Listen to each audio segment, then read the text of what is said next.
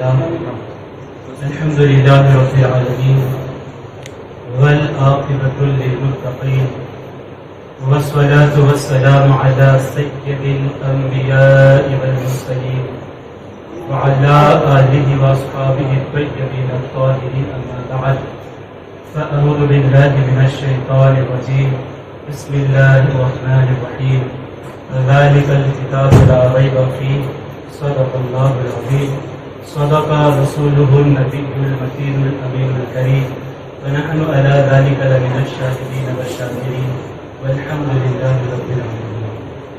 واقع اعظم غمد بے سرو ساما مدد قبلے دی مدد تعبر ایما مدد بغے دابے بلا افتاد کشتی لئی پانے شکستارات کشتی بات کے فاجعے عثمان ہارون مدد کن مدد کن مدد کن یا معین فی چشتی. شب رسالت کی پروانوں میرے پیارے آقا صلی اللہ تعالیٰ علیہ وسلم کے تعلقان آئیے کچھ عرض و معلومات پیش کرنے سے قبل اپنے اور ساری کائنات کے مرکز عقیدت مصطفیٰ جان رحمت شمع بزم ہدایت رسول گرام وقار جناب احمد مشتبہ محمد مصطفیٰ صلی اللہ تعالیٰ علیہ وآلہ وسلم کی بارگاہ رحمت میں جس طریقے سے میں آپ کو درود مبارکہ پڑھاؤں میرے ساتھ آواز بلند پڑھے. الصلاة والسلام عليك يا رسول الله الصلاة والسلام عليك يا حبيب الله الصلاة والسلام عليك يا نبي الله وعلى آلك وأصحابك يا نور الله صلى الله تعالی علیہ وسلم. ایک اور ایک درود پاک پڑھ لیں اس کی فضیلت انشاءاللہ بعد میں بتاؤں گا. اللہم صلی علی سیدنا و مولانا محمد عدد ما فی علم اللہ صلاة دائمة بدوام ملک. یہ درود پاک کی فضیلت میں آتا ہے حضرت امام جلال الدین سیوطی علیہ رحمہ فرماتے ہیں کہ جو شخص اس درود پاک کو ایک مرتبہ پڑھ لے تو اسے 6 لاکھ مرتبہ درود پاک پڑھنے کا ثواب ہے. سبحان اللہ. اس کو اس طرح پڑھنا ہے اللہم صلی علی سیدنا و مولانا محمد پڑھنا ہے. میں جب آپ کو پڑھا رہا تھا تو محمد کیوں پڑھ لیا تھا تو محمد عدد ما فی علم اللہ صلاة دائمة بدوام ملک اللہ. آپ پڑھیں گے ایک مرتبہ مگر 6 لاکھ مرتبہ پڑھنے کا ثواب ہے.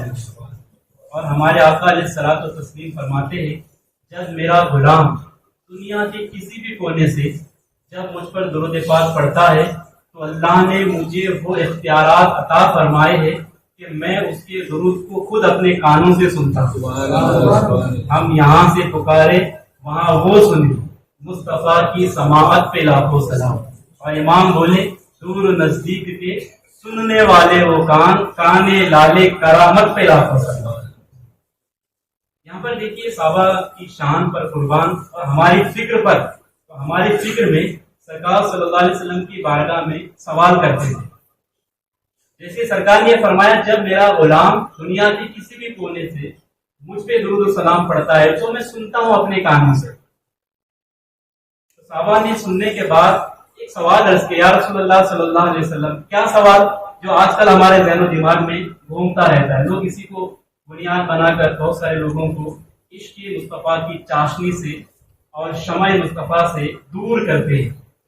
وہ سوال یہ تھا کہ عرض کرنے لگے یا رسول اللہ صلی اللہ علیہ وسلم آپ با حیات ہیں ہمارے درمیان موجود ہے آپ کا غلام کہیں سے بھی درود و سلام پڑھتا ہے آپ سنتے ہیں لیکن یا رسول اللہ صلی اللہ علیہ وسلم ایک دن ایسا بھی آئے گا کہ آپ ظاہری طور پر دنیا سے پردہ فرمائیں گے. جب آپ دنیا سے جائیں گے تو پھر یہ دستور اسلام کا کہ جس کا انتقال ہوتا ہے تو زمین پہ نہیں رکھا جاتا ہے زمین کے حوالے کر دیا جاتا ہے. اور زمین کا کام یہ ہے کہ زمین جسموں کو کھا دیتی ہے. چند دنوں کے بعد وہ جسم سلامت نہیں رہتا ہڈیاں گل جاتی ہے اور گوشت کو سب سڑ جاتا ہے باقی کچھ رہتا نہیں ہے. تو کیا ایسی سچویشن ہمارے ذہن کو سمجھانے کی سطح پر اتر کے میں عرض کر رہا ہوں کہ ایسے حالات کے اندر بھی جب کوئی غلام آپ کے درود و سلام پڑھے گا تو کیا آپ سنیں گے؟ ہوتا ہے نا کہ بہت سارے لوگ یہ سمجھ بیٹھتے کہ جو حدیث پاک ہے اس طور تک ہی تھی، اس دور ہی کے لیے لاگو تھی کہ جب سرکار حیات تھے. سرکار یہ کہا کہ میں سنتا ہوں درود و سلام جو کوئی پڑھتا ہے، تو یہ بات اسی وقت تک کے لیے تھی جب تک سرکار زمین پر حیات تھے. اب تو پردہ فرمائے کہ اب نہیں سنتے. ذہن میں سوال آتا ہے، بہت سارے لوگ کرتے بھی سوال، یہی سوال عرض کیا ہے، یا رسول اللہ جب آپ دنیا سے پردہ فرمائیں گے تب بھی کیا غلاموں کا سلام سنیں گے، درود سنیں گے آپ؟ جواب سنیے میرے آقا کا کیا ہے. مسلم شریف کے جملے ہیں، میرے آقا ارشاد فرماتے ان اللہ حرم علی الارض ان تاکل اجساد الانبیاء فنبی اللہ حی یرزق. مسلم شریف کے جملے میرے آقا فرماتے صلی اللہ علیہ وسلم کہ بے شک اللہ سبحانہ و تعالیٰ نے زمین کے لیے حرام کر دیا ہے کہ زمین انبیاء علیہ السلام کے جسموں کو خراب کرے. یہ زمین اوروں کے جسموں کو خراب کر سکتی ہے مگر نبیوں کے جسموں کو خراب نہیں کرے. جیسے ان کے جسم زمین پر سلامت ہے ایسے زمین کے نیچے بھی سلامت ہے. بلکہ فرمایا نبی اللہ حی یرزق کہ وہ اپنی قبروں کے اندر زندہ ہے اور اللہ نے رزق بھی عطا فرماتا ہے. قبر کے اندر نبی جتنے نبی ہے سب زندہ ہے، زندہ ہی نہیں بلکہ اللہ انہیں رزق بھی عطا فرماتا ہے. تو ہم اپنے زندہ آقا پر زندہ دل سے درود و پاک پڑھنے کی عادت بنا لیں. پھر اس کی بے شمار برکتیں آپ دیکھیں گے. اللہ تبارک و تعالیٰ درود پاک کی بے شمار برکتوں سے ہم سب کو مالا مال فرمائے. ایک بار درود پاک پڑھے. اللہم صلی علی سیدنا محمد عدد ما فی علمک ولا تنسى انک بجواب ملک الناس وقت. قول محمد قول خدا فرمان نہ بدلا جائے گا. قول محمد قول خدا فرمان نہ بدلا جائے گا. لاکھ زمانہ بدلے زمانہ لاکھ مگر بدلے زمانہ لاکھ مگر قرآن نہ بدلا جائے. دنیا کے اندر بہت سارے کتابیں لکھنے والوں نے، مصنف نے، رائٹرز نے بہت ساری کتابیں لکھی، لوگوں کو دے دیا کتابیں لکھ کر. مگر آپ ماشاءاللہ ایجوکیٹڈ لوگ ہیں، آپ پڑھے لکھے ہیں، آپ نے دیکھا ہوگا کہ بڑے سے بڑا مصنف ہو، رائٹر ہو، لکھنے والا کتاب، اپنی کتاب کے شروع میں یا آخر میں، ابتدا میں یا آخر میں یہ ضرور لکھتا ہے کہ اس میری کتاب میں اگر کوئی غلطی ہو گئی، جانے انجانے میں اگر کوئی غلطی ہو گئی ہو تو ہمیں اطلاع کر دے تاکہ آنے والے ایڈیشن میں ہم دوبارہ غلطی نہ کریں، اس کو سدھار سکیں. بڑے سے بڑا مصنف ہو، بڑے سے بڑا رائٹر ہو، یہی لکھ کر بھیجتا ہے. مگر دنیا کے واحد کتاب ہے دنیا میں قرآن پاک، جس کو آپ کھولیں گے تو اس کا یہ دعویٰ ہوگا ذالک الکتاب لا ریب فیہ، یہ وہ بلند رتبہ کتاب ہے جس میں شک کی کوئی جگہ ہی نہیں ہے. غلطی تو محال ہے، غلطی تو بہت دور تک ہے ہی نہیں، بلکہ شک بھی نہیں ہے اس کے اندر، شک والی جگہ ہی نہیں ہے. صرف یہ دعویٰ قرآن مقدس کا، دوسری کسی کتاب کا نہیں ہے. یہاں پہ شک کی بھی جگہ نہیں ہے، شک کی بھی گنجائش نہیں ہے. وہ کتاب ہے قرآن مقدس، بڑی عظیم کتاب ہے، بڑی بابرکت کتاب ہے، اور اتنی بلند رتبہ کتاب ہے کہ جس کی مثل ایک صورت بھی کوئی آج تک لا نہ سکا.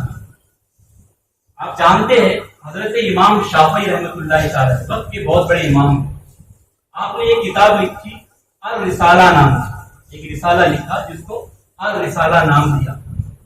لکھنے کے بعد اپنے شاگرد کو کتاب دی، کہا بیٹا اس کو پڑھو.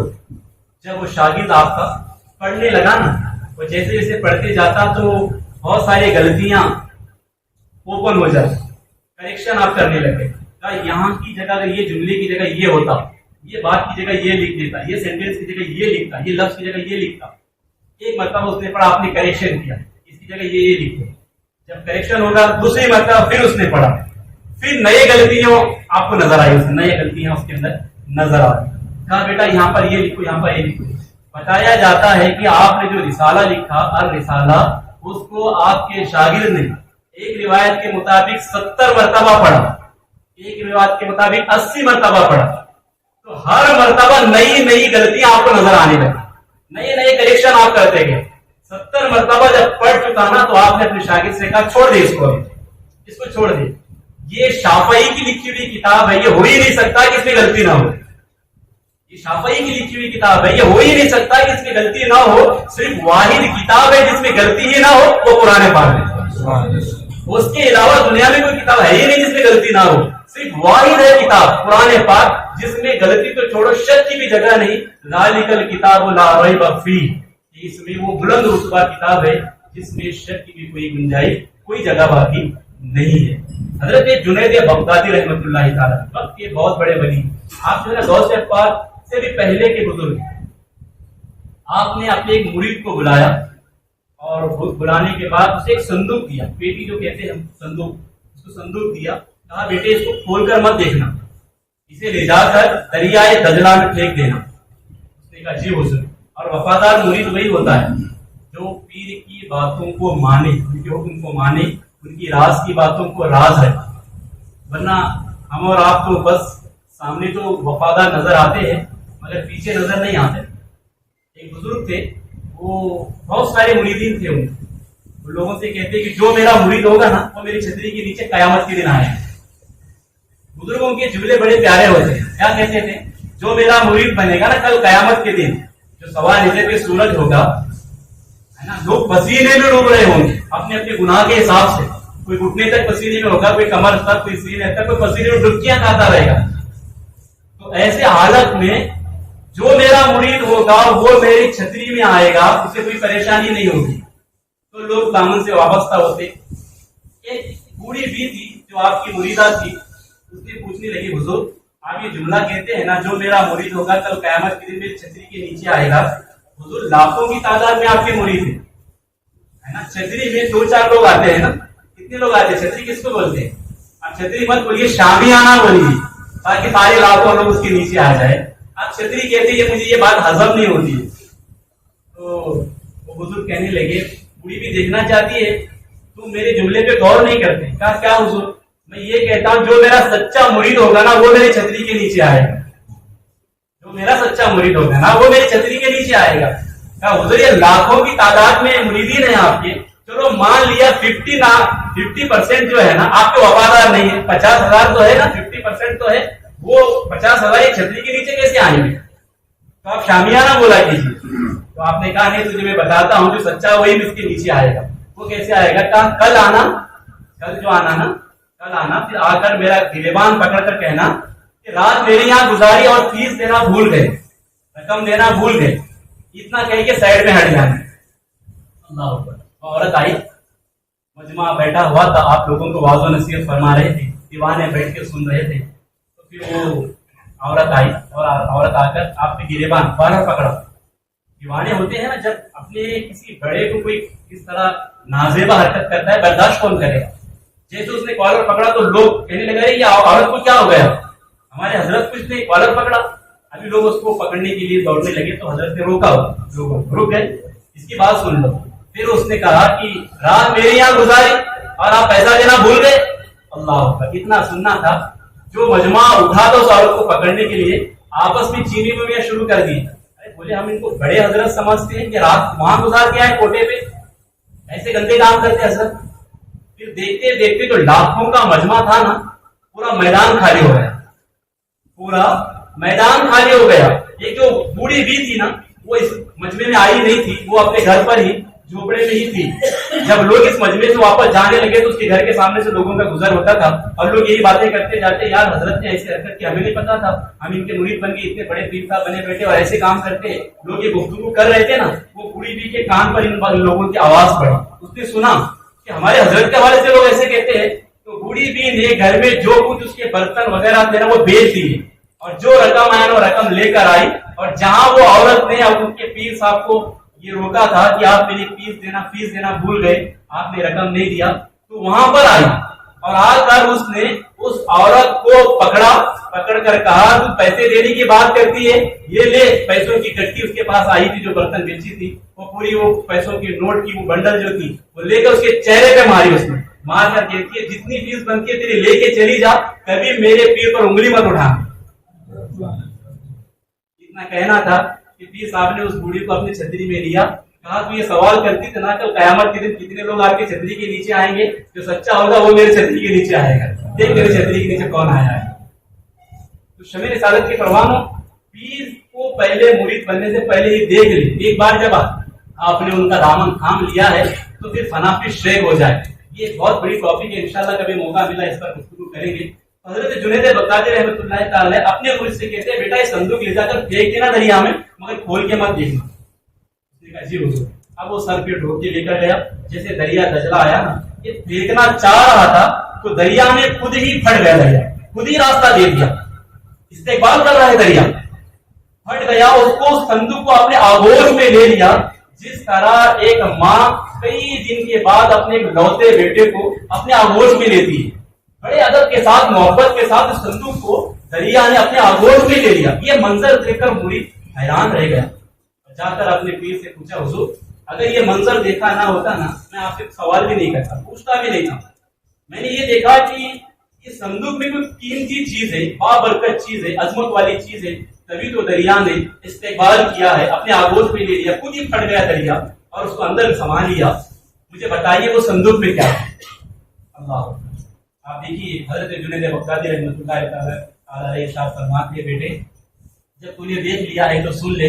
बात ये थी कि मैंने एक किताब लिखी थी, मैंने ये किताब लिखी उम्मत के लिए, कि उम्मत की रहनुमाई के लिए, उम्मत गुमराही से बचे, सीधे राह पर रहे, है ना। मैंने किताब लिखी थी उम्मत के हवाले से। किताब लिखने में मुझे 12 साल लगे। कितने साल लगे? 12 साल लगे। और 12 साल के बाद इस किताब को करेक्शन करने में, यानी कहीं कोई लफ्ज, कोई बात शरीयत के खिलाफ तो नहीं है, कोई शरीयत से टकराती तो नहीं है, कुरान और हदीस के खिलाफ तो नहीं है, इन तमाम चीजों को चेकिंग करने में, करेक्शन करने में मुझे और 12 साल लग गए। यानी कितने में 24 साल हो गए।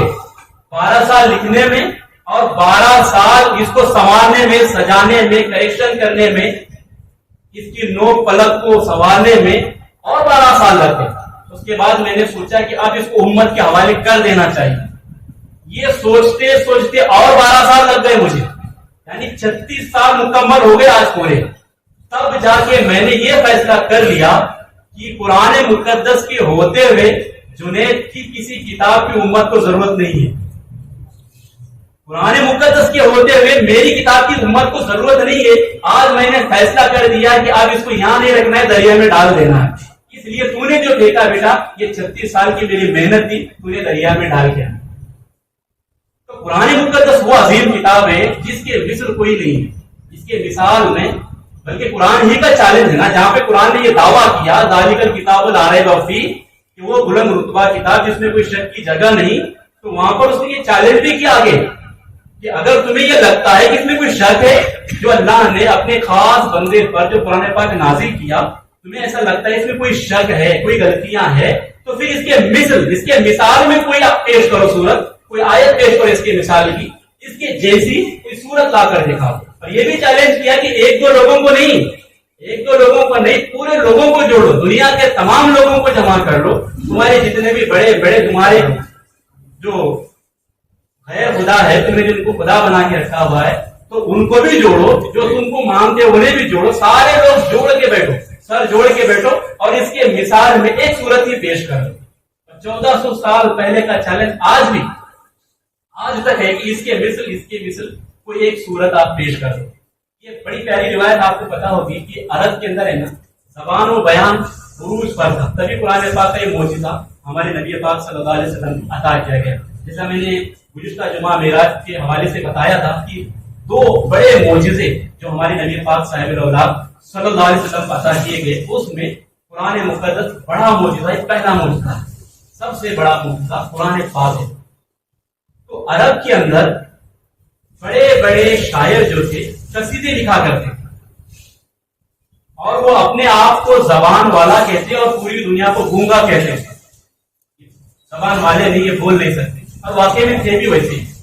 अब जब वो कसीदे लिखते ना, तो यहाँ पर बहुत सारे जजेस को उन्हें बिठाए थे। जब कसीदे उनकी बारगाह में पेश करते, जजेस को कसीदों को चेक करते, और जिसका आला कसीदा होता, जिसने बहुत कुछ अच्छे अशार लिखे हुए हैं, जो दिल को भाते हैं, मीनिंगफुल है, तो फिर उन्हें काबा शरीफ के दीवार पे लटकाया जाता, काबा शरीफ की दीवार पे लटकाया जाता था। तो 7 कसीदे, 7 ऐसे तख्तियां लगाई हुई गई थी कि वहां पे उन्हें लटकाया गया।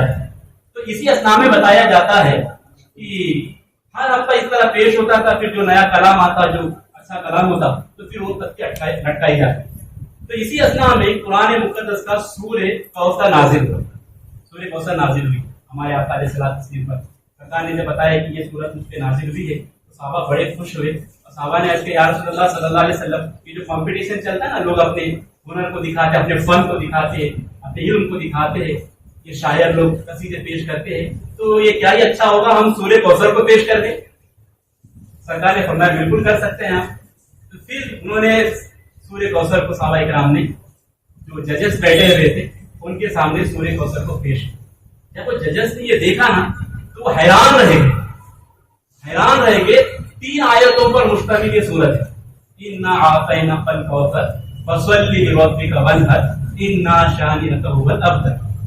لیکن اتنی میننگ فل ہے اور جس طرح کی گفتگو اس میں کی گئی ہے، جس طرح کا کمال ہے، جس میں عظمت پوشیدہ ہے، پھر وہ چیز جو مختصر الفاظ میں جو بہت سارے دریا سمیٹے ہوئے ہیں، پھر وہ کوئی بیان نہیں کر سکتا. تو جو ججز تھے انہوں نے کہا کہ یہ بہت خوبصورت کلام ہے، اس کو کعبہ شریف کی دیوار پر یعنی جو تختیاں بنی ہوئی تھی لگا دی جائے. تو 7 تختیاں آلریڈی لگی ہوئی تھی، یہ 8ویں تختی سورۃ الکوثر کی لگائی تھی. اب اس کی جوڑ کا جو ہوگا یعنی اس کے برابر کا ہوگا تو اسے ہٹا کے دوسری تختی لگا دی جائے. تو اگلا ہفتہ جب آیا نا، بڑے بڑے شاعر بیٹھ کر انہوں نے لکھ کر لائے اپنے کلام، پھر ججز کو انہوں نے دکھائے. تو ججز نے کہا کہ لکھا تو بہت اچھا ہے مگر یہ سورہ کوثر کو پیچھے نہیں کر سکتا، اس کے برابر کا نہیں. اب یہ دیکھیے 1-2 دن کی بات نہیں ہوئی، 1-2 ہفتہ نہیں چلا، بلکہ 2 ہفتے ہوئے، 3 ہفتے ہو گئے، 4 ہفتے ہو گئے. بڑے بڑے شاعر ادیب بیٹھ کر سر جوڑ کے ایک دوسرے کا علم شیئر کر کے کلام لکھ کر لاتے اور ججز کے سامنے پیش کرتے. ججز کہتے لکھا تو بہت اچھا ہے مگر یہ سورہ کوثر کے مقابلے میں ہے ہی نہیں. بلکہ وہ تختیاں جو تھی سورہ کوثر کی لگی ہوئی وہ 2-3 مہینے نہیں 7 مہینے تک ایسی لگی رہی، کسی نے اس کے مثل کوئی چیز پیش ہی نہیں. 7 مہینے تک لگی رہی. ایک شاعر آیا 7 مہینے کے بعد، پھر اس نے آ کر کیا لکھا، اس نے یہ سارے اور بھی تختیاں لگی تھی ان کو پڑھا.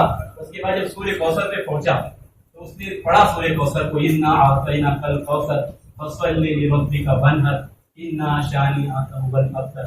پڑھنے کے بعد اس نے لکھا، آگے کیا لکھا معلوم ہے، ما ھذا کلام البشر.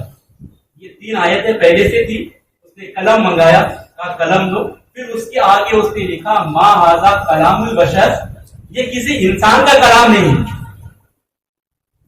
یہ کسی انسان کے بس میں ہے ہی نہیں کہ اتنی پیاری گفتگو کر سکے، ایسا کلام کر سکے.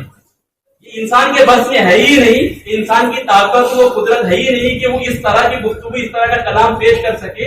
اس نے آخر میں جو 4تھی بات لکھی، 3 آیتیں پہلے سے تھی، یہ 4تھی آیت اس نے بات لکھی اس نے کہ ما ھذا کلام البشر، یہ کسی انسان کا، کسی بشر کا کلام ہو ہی نہیں سکتا ہے. اس کے بعد کچھ دن گزرے، یہ دیہات کا بہت بڑا شاعر تھا، پھر وہ آیا، پھر اس نے کعبہ شریف کا طواف کیا.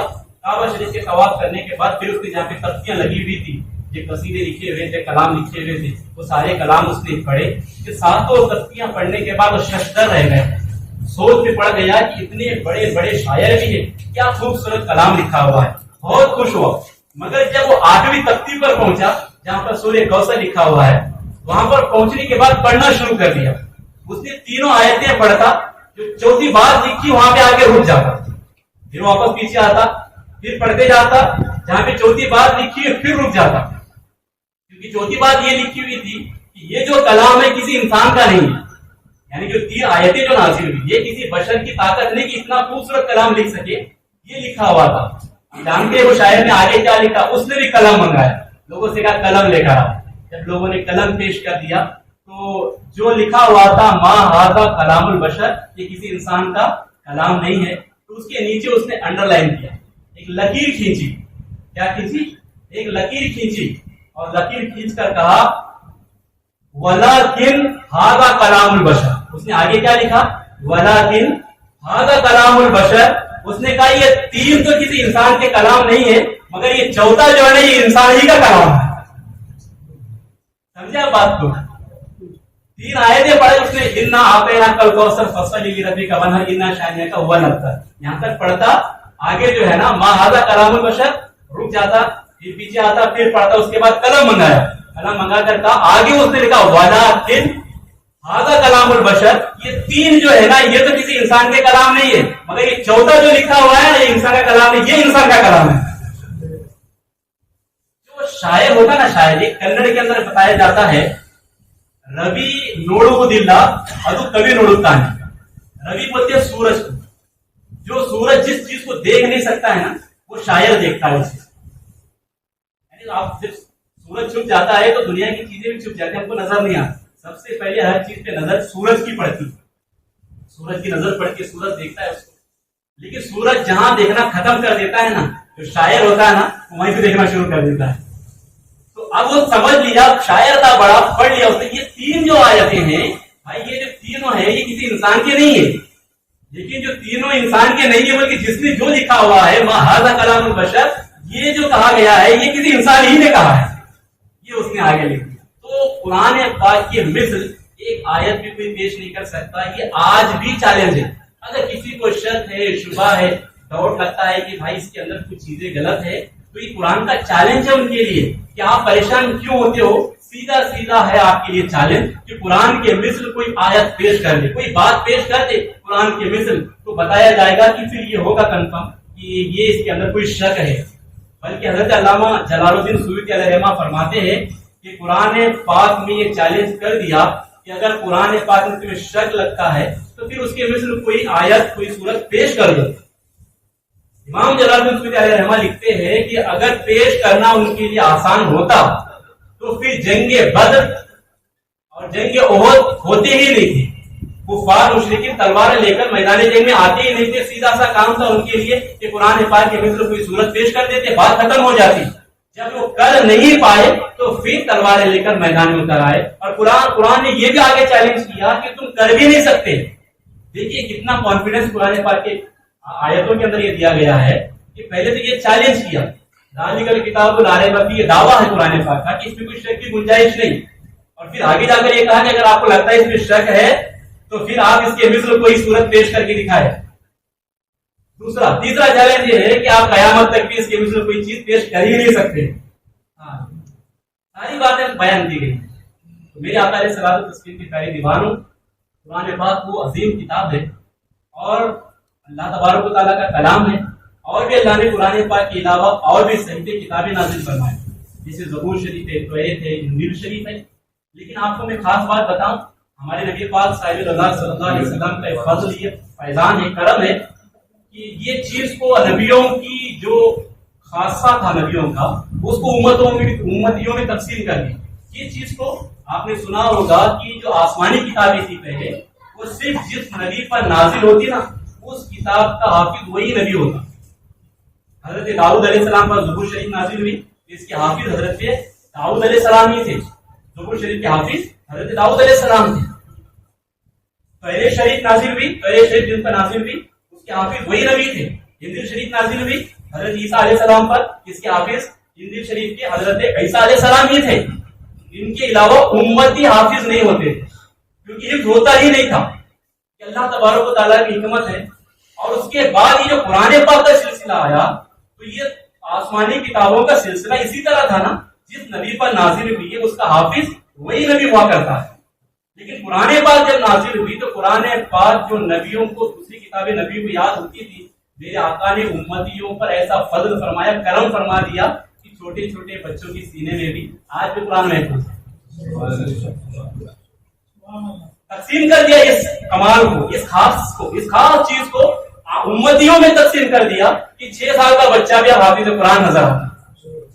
ये कुरान पाक का फैजान है और ये अल्लाह का कलाम है। ये खास चीज है ना, कुछ चीजें ऐसी होती है इंसान ये समझता है कि ये मेरी स्पेशलिटी है, ये मेरा खासा है, ये मेरी वजह से हुआ है। लेकिन हकीकत ऐसी नहीं होती है, हकीकत कुछ और होती है। जैसे मैं आपको बताऊं, शेख अब्दुल्ला मोहद्दिस देहलवी अलैहिर्रहमा बच्चों को, मतलब शागिर्दों को हदीस मुबारका का दर्स दे रहे थे। मोहद्दिस थे, लोगों बच्चों को पढ़ा रहे थे। बहुत सारे शागिर्द इस तरह बैठते थे ना, आपकी जबान में शीरीनी जबान थी, मीठी जबान थी। जब आप गुफ्तगू फरमाते سننے والا اس طرح بیٹھتا، پرندہ بھی سر پہ آ کے بیٹھتا، اسے خبر نہ ہو. اللہ تعالیٰ ان کی زبان کا صدقہ ہمیں بھی عطا فرمائے، ورنہ ہم جب گفتگو کرتے ہیں لوگوں کے سر درد ہونے لگتے ہیں. کیوں؟ ہماری زبانیں پاک نہیں ہے، ہماری زبانیں پاک نہیں، ان کی زبانیں پاک تھی، لوگوں کے دل پہ اثر کرتی تھی وہ بات. اللہ ان کا صدقہ ہمیں بھی عطا فرمائے. مگر ایک پنڈت تھے، جب وہ یہ منظر دیکھے نا، انہیں حسد ہوا کہ لوگ دیوانوں کی طرح بیٹھ کے سن رہے ہیں، پرندے اوپر بیٹھتے، خبر بھی نہیں ہوتی انہیں، اس طرح بیٹھ کے سن رہے. تو چلو آج ان کو تھوڑا سا شاگردوں کے سامنے شرمندہ کر دیں. وہ پنڈت جی سر سے آئے، کہنے لگے مودی صاحب کیا ہوا؟ کہا آپ بچوں کو پڑھا رہے ہیں؟ کہا جی پڑھا رہا ہوں. اچھا مجھے یہ بتائیے، آپ کے قرآن مقدس کے 17 پارے مجھے یاد ہیں. کس نے کہا؟ پنڈت نے کہا. پنڈت نے کہا مجھے 17 پارے قرآن مقدس کی یاد ہے. تو آپ بڑے خوش ہوئے، کہا سبحان اللہ، بہت اچھی بات ہے. شاگرد تو پھر خوش ہوئے، پنڈت کے 17 پارے یاد کر کے خوش ہو گئے. تو بات یہی ختم تھی، چلے جاتے. ان کو بات یہ نہیں تھی، بلکہ شاگردوں کے سامنے آپ کو شرمندہ کرنا تھا. اس نے کہا کہ اچھا مجھے تو یاد ہے، آپ بڑے محدث بنتے، آپ بتائیے ہمارے مہابھارت اور رامائن کی کتنے شلوک آپ کو یاد ہے؟ آپ کو کتنے شلوک یاد ہے؟ آپ بتائیے. آپ یہ بولیں گے مجھے یاد نہیں، تو شاگردوں کا شرمندہ ہو جائے. حضرت شیخ عبداللہ محدث دہلوی علیہ رحمان خاموش رہے اور ارشاد فرمایا اچھا مجھے تو کچھ یاد نہیں ہے، آپ مجھے بتائیے کہ آپ اپنے رامائن مہابھارت کے حافظ ہیں، آپ اس کو یاد کر لیا آپ نے، کتنے شلوک آپ کو یاد ہے؟ تو وہ کہنے لگا میں تو حافظ نہیں ہوں. میں ان کا حافظ ہوں، چند شلوک مجھے بھی یاد ہے، چند شلوک مجھے بھی یاد ہے. تو آپ نے ارشاد فرمایا یہ کمال آپ کا نہیں ہے، آپ نے قرآن کو یاد کیا. اگر کمال آپ کا ہوتا نا تو سب سے پہلے آپ اپنی مذہب کی کتاب کے حافظ بن گئے ہوتے. کمال آپ کا ہوتا تو آپ سب سے پہلے اپنی مذہب کی کتاب کے حافظ بن گئے ہوتے. کمال آپ کا نہیں، کلام تو یہ ہمارے قرآن پاک کا ہے، اپنے تو اپنے پرایوں کے سینے میں محفوظ ہو جاتا ہے. کلام ہمارے قرآن پاک کا ہے، یہ سب کے سینوں میں محفوظ ہو جاتا ہے. کیوں؟ اس لیے کہ اللہ تبارک و تعالیٰ نے اس کی حفاظت کی ذمہ داری لی ہے. اللہ نے خود فرمایا کہ ہم نے اس کو نازل کیا ہے اور اس کی حفاظت بھی ہم ہی کریں گے. کسی اور کتاب کی ذمہ داری اللہ تبارک و تعالیٰ نے نہیں لی، لیکن قرآن پاک کی ذمہ داری خود اللہ پاک نے لی ہے کہ ہم نے اس کو نازل کیا، حفاظت بھی ہم ہی کریں گے. اور اس کی وجہ آپ دیکھتے ہیں نا، زیر زبر میں بھی فرق نہیں ہوتا ہے. اور رمضان شریف قریب آ رہا ہے، ابھی جو قرآن آئیں گے، جب تراویح پڑھائیں گے، اگر وہ ایک آیت آگے پیچھے بھی کرتے ہیں تو پیچھے سے لقمہ ملتا ہے. یہ نہیں دیکھا جاتا ہے کہ پڑھانے والا، تراویح پڑھانے والا میرا استاد ہے، ان کی بات ماننا ہے، ادب ہے، پیچھے شاگرد کھڑا ہوا ہے، بھلے استاد ہو، وقت کا مفتی بھی کیوں نہ پڑھا رہا ہو، پیچھے شاگرد، ادنا شاگرد، چھوٹا سا شاگرد کھڑا ہو اور مفتی صاحب آگے پیچھے کر رہے ہو، بھول گئے ہو تو فوراً لقمہ مل جائے گا، کیونکہ اللہ تعالیٰ قرآن کی حفاظت کر رہا ہے. حفاظت کی ذمہ داری خود اللہ پاک نے لیا ہو. یہاں پر ایک بڑی پیاری بات یاد آ گئی کہ قرآن پاک لوح محفوظ میں یہ حفاظت کر رکھی ہے. حضرت عالمگیر اورنگزیب رحمۃ اللہ علیہ وقت کے بادشاہ، وقت کے ولی، بلکہ بعض نے فرمایا وقت کی مجدد تھے، حافظ قرآن تھے. دہلی کی جامع مسجد میں رمضان شریف میں تراویح پڑھا رہے تھے. کیا پڑھا رہے تھے؟ تراویح پڑھا رہے تھے. تراویح پڑھاتے نا، درمیان میں ایسا ہوا کہ جہاں پہ آپ کو زبر پڑھنا ہے آپ زیر پڑھ لیتے، آیتوں کے اندر ہوتا ہے نا زیر زبر، پیچھے سے ایک لقمہ ملتا ہو کہ وہاں پہ وہ زبر نہیں ہے جو آپ زبر پڑھ رہے ہیں، وہاں پہ زبر ہے آپ جو زیر پڑھ رہے ہیں، وہاں پہ زبر ہے، پیچھے سے دوسرا حافظ لقمہ دیتا. آپ اس کا لقمہ لیتے نہیں تھے، ایسے گزار کے آگے پڑھ کے چلے جاؤ. یہ دوسری مرتبہ پھر لقمہ ملا، آپ نے لقمہ نہیں لیا، ایسے پڑھ کے آگے چلے گئے. جب آگے چل کے پڑھتے ہوئے لقمہ نہیں لیا آپ نے، تو پھر تیسری مرتبہ لقمہ آپ کو دیا گیا، پیچھے سے کوئی حافظ نے لقمہ دے دیا، تو آپ نے تیسری مرتبہ بھی ان کا لقمہ قبول نہیں کیا. جو آپ پڑھ رہے تھے ایسے ہی پڑھ کے گزر گئے. جب سلام کیا آپ نماز سے فارغ ہوئے تو کھڑے ہو گئے، کہنے لگے کون تھا مجھے بار بار ڈسٹرب کر رہا تھا، میں جو پڑھ رہا نا وہ صحیح تھا. تو ایک مجذوب تھے، اللہ کے ولی تھے، بزرگ تھے، وہ سب میں موجود تھے. انہوں نے کہا کہ میں تھا بادشاہ سلامت، میں تھا. آپ وقت کے امام ہے، بادشاہ ہے، لیکن آپ وہاں پہ جو پڑھ رہے تھے نا وہ زیر نہیں تھا، وہاں زبر تھا. اچھا میں تو پکا حافظ ہوں، مجھے پتا ہے کہ وہاں زیر ہی تھا، آپ کیسے کہتے ہیں زبر ہے؟ تو کہا کہ قرآن پاک منگا دی جائے. الگ الگ پرنٹڈ کی جہاں جہاں الگ لکھی ہوئی تھی، تقریباً 7 قرآن مقدس منگا لیے. آپ کے سامنے رکھے گئے، تمام الفاظ بیٹھے چیک کرنے لگے، تو دیکھیے اتفاق ایسا ہوا کہ 4 جو قرآن مقدس تھے نا وہ حضرت عالمگیر اورنگزیب رحمۃ اللہ تعالیٰ علیہ کی طرف ان کے سائڈ میں وہ دلائل پیش کر رہے تھے کہ یہ اس طرح پڑھا، انہوں نے صحیح پڑھا، اور 3 جو قرآن پاک تھے نا جو بزرگ تھے جنہوں نے لقمہ دیا تھا ان کے فیور میں یہ دلائل پیش کر رہے تھے کہ بھائی یہ جو انہوں نے پڑھانا سے یہ زبر جو کہہ رہے ان کا صحیح، تو بادشاہ بڑے خوش ہوئے، لیکن دیکھا میں جو پڑھا صحیح پڑھا، آپ جو لقمہ دے رہے تھے نا وہ غلط دے رہے تھے، تو اتنا کہنا تھا بزرگ نے اپنے سر کے اوپر کی جو چادر ڈالی ہوئی تھی وہ نکال کر بادشاہ کے سر پہ ڈال دی، جیسے بادشاہ کے سر پہ چادر ڈالی نا بادشاہ کی نظر سیدھے لوہے محفوظ پہ پہنچ گئی اور کہا تم اس کو دیکھ کے پڑھو، جہاں پہ لوہے محفوظ پہ دیکھا نا جو بزرگ پڑھ رہے تھے وہی وہاں پہ لکھا ہوا تھا۔ قرآن پاک کی حفاظت اللہ تعالیٰ اس طرح کرتا ہے کہ زیر زبر بھی آگے پیچھے نہیں، پرنٹنگ میں مسٹیک ہو سکتا ہے نا، غلطیاں ہو سکتی ہے، مگر جو سینوں کے اندر قرآن پاک محفوظ اللہ نے کیا ہے، جس طرح اس کی حفاظت کا سسٹم نظام اللہ نے قائم کیا ہے، تو قیامت تک ویسے ہی باقی رہے گا، اس کے اندر کوئی نظام میں تبدیلی نہیں آ سکتی، کیونکہ یہ اللہ تبارک و تعالیٰ کا کلام ہے، اس کی حفاظت کی ذمہ داری اس نے خود ہی لی ہے۔ اور کتابیں دیکھیے آپ، جو اسکول میں ہم سلیبس پڑھاتے ہیں، ہم خود اپنے مدرسے میں سارے پورا بورڈ بیٹھ کر وہ سلیبس بناتا ہے، لیکن ہر سال 2 سال کے بعد وہ سلیبس چینج کرنا پڑتا ہے، کیونکہ وقت کے تقاضے وہ سلیبس پورا نہیں کرتا ہے نا۔ جب ہم جو اسکول پڑھتے تھے نا، جب وہ پینشن لے کر پارٹی بھی لکھتے تھے، آج پارٹیاں غائب ہو چکی ہے، پارٹی بھی لکھتے ہیں سیدھا وہ نوٹ بک آ جاتے، ہم تو 5ویں 6ویں میں تھے نا تب ہمیں پین اور ہم کو یہ کاپی ملی تھی، نوٹ بک ملی، ورنہ پارٹی پر ہی لکھنا شروع تھا ہمارا، سلیبس ویسا ہی تھا نا اس ٹائم پہ۔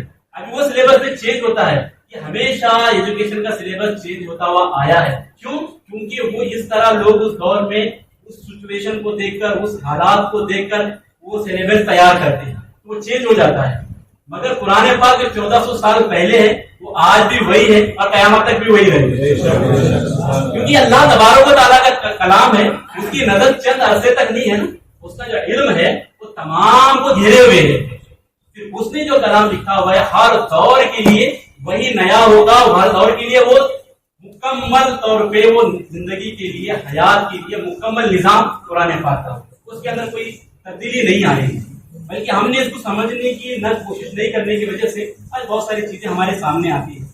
علامہ ڈاکٹر اقبال نے اپنا درد سنایا تھا کہ لوگوں نے قرآن پاک کب پڑھتے معلوم ہے، کسی کی روح اٹک گیا حلق میں، بولے یاسین شریف پڑھ لو یار، بابا کی روح نکل جائے جلدی سے۔ آپ جلال میں آ کر، غصے میں آ کر آپ نے شعر لکھا تھا، فارسی میں لکھا، اس کا مفہوم یہ ہے، آپ کہتے ہیں مسلمان تو نے قرآن سے ڈھونڈا تو بھی کیا ڈھونڈا، مرنا ڈھونڈا، یعنی روح آسانی سے نکل جائے، یاسین شریف پڑھو روح نکل کے، اس میں کوئی شک نہیں ہے، بالکل حق ہے، بہت ساری برکتیں ہیں، اس میں شک نہیں ہے، مگر تیری سوچ پہ افسوس ہے کہ تو نے قرآن سے نکالا بھی تو کیا نکالا، مرنے کا ہنر نکالا کہ یاسین شریف پڑھو روح آسانی سے نکل جائے گی، ارے یہ کتاب وہ تھی جو زندگی سکھانے کے لیے آئے گی، تو جینا سیکھ لیتا ہے، اس سے مرنا سیکھ لیا تھا، جینا سکھائے گی، پوری دنیا کو جینا سکھائے گی۔ اللہ تعالیٰ قرآن کے فیضان سے ہم سب کو مالا مال فرمائے، فرمائے